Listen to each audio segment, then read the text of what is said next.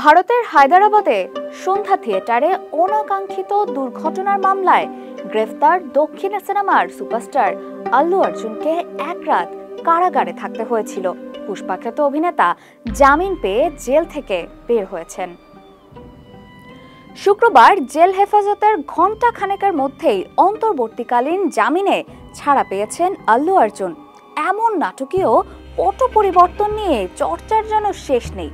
তবে মজার ব্যাপার কি জানেন দর্শক, এদিন দক্ষিণী তারকার জামিনের সঙ্গে অদ্ভুতভাবে জুড়ে গেছে শাহরুখ খানের নাম।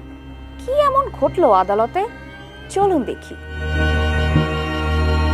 গেল ৪ ডিসেম্বর হায়দ্রাবাদের সন্ধ্যা থিয়েটারে পুষ্পা 2 দ্য রুল সিনেমার প্রিমিয়ারে পদদলিত হয়ে এক নারী ভক্তের মৃত্যুর ঘটনায় ১৩ ডিসেম্বর আল্লু অর্জুনকে গ্রেফতার করে পুলিশ।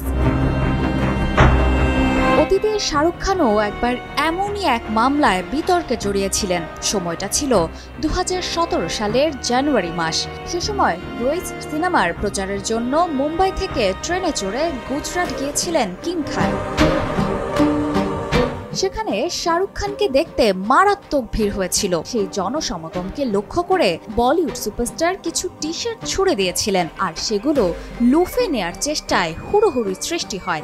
সেখানেই পদপৃষ্ট হয়ে একজন ভক্তের মৃত্যু ঘটে, যার জেরে শাহরুখ খানের বিরুদ্ধেও মামলা দায়ের করা হয়েছিল। সেই একই ঘটনার পুনরাবৃত্তি এবার আল্লু অর্জুনের সঙ্গে ঘটল। কোর্টে এদিন দক্ষিণী সুপারস্টারের আইনজীবী শাহরুখ খানকে বেকসুর খালাসের রায়টি পড়ে শোনান। সেখানে লেখা ছিল, পদপৃষ্ট হয়ে মৃত্যু হওয়া ব্যক্তির সঙ্গে শাহরুখের কোনো যোগ ছিল না। আল্লু অর্জুনের ক্ষেত্রেও তাই হলো। অভিনেতা দোতলায় ছিলেন আর ওই মহিলা অনুরাগী থিয়েটারের নিচতলায়। আইনজীবী আরও জানান, রাত ৯টা ৪০ মিনিটে সেখানে পৌঁছান দক্ষিণী সুপারস্টার। সেখানে আল্লু অর্জুন আসছেন সেই খবর পুলিশও জানতেন।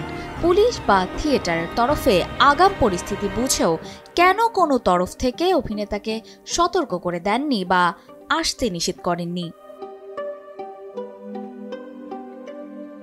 শাহরুখ খানের অতীত উদাহরণ শোনার পর আদালত জানায়, নির্দিষ্ট সময়ের জন্য অন্তর্বর্তী জামিন মঞ্জুর করা হবে। এরপরই ৫০,০০০ টাকার বন্ডে অন্তর্বর্তী জামিন পান আল্লু অর্জুন।